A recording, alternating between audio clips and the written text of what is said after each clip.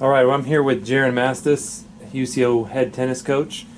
First year coach, and you've had the fall to work with the team. Obviously, how excited are you though now to kind of really get things going?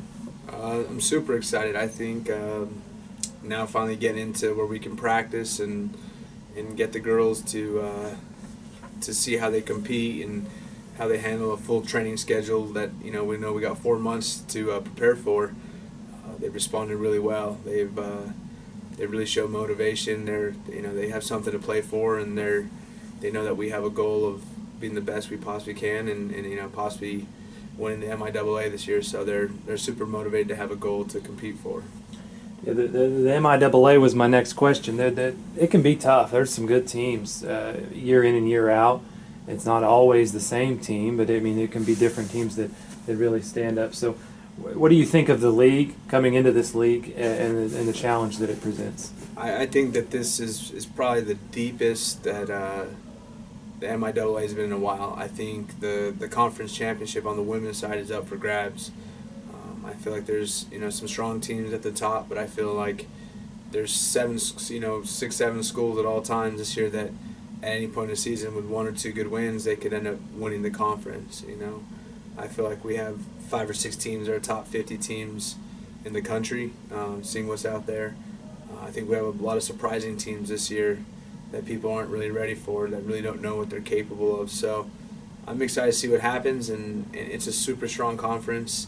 A lot of young blood out there, a lot of new faces out there as far as younger coaches, and also going with some of the older coaches that have been around for a long time. So I think you got some people hungry out there to get some wins. Yeah, when we start with your roster, if we look up and down your roster, everyone's going to start with Allie Hodges. She was MIAA Freshman of the Year. The ITA has ranked her now, so they notice her too. Talk about her and what she brings to your team and to the table. Yeah, I think Allie's an undervalued asset in MIAA last year. I think people didn't realize how good she was.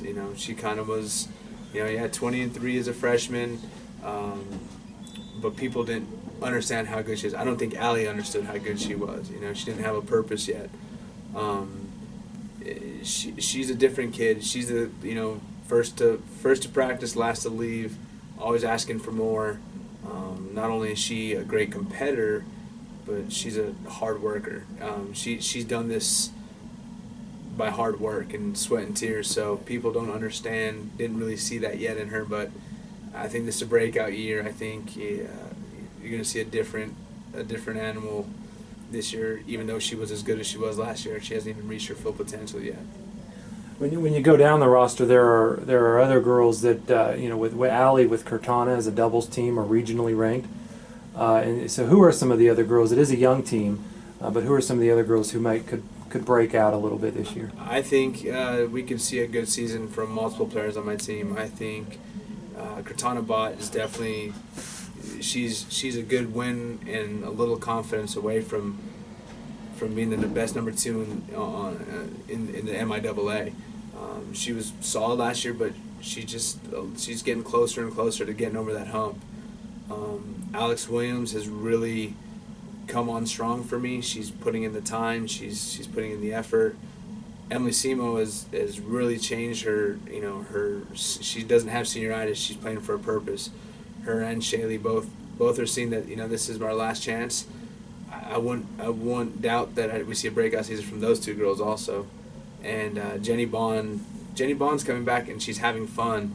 And when she's having fun, it's kind of scary. So I would tough to put one on there, but I would say Cortana, Alex could have a breakout season, but I could see Shaylee and Emily going out on top for their senior year also. So. What kind of expectations have you talked to the girls about, or do you put on yourself as a coach? What do you look to accomplish in your first year in the league? Well, I'll be the first to admit I hate losing and I love winning, but I hate losing a lot more than I like winning. So I have pretty high expectations on myself. I see what these kids are capable of. They had a solid season last year with, I'm not sure, with a purpose. I think now these kids have a purpose. My expectation only increased now that they know what they're playing for. I see them as they're a lot better in my eyes than they even realize yet. And I think until we start playing Division II schools that we compete against last year and they see where their improvement is, that they can really see that when I say we can win the conference this year or be competitive in the conference, that I truly mean that. So that's something important for us. All right, thank you, Coach.